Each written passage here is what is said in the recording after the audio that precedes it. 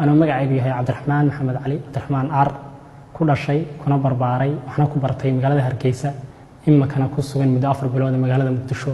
waxaan aad ugu faraxsanahay anigoon codsan in madaxweynaha Jamhuuriyadda Federaalka Soomaaliya Mudane Maxamed Cabdullaahi Farmaajo uu ku qaabilay qasriga madaxtooyada Jamhuuriyadda Federaalka Soomaaliya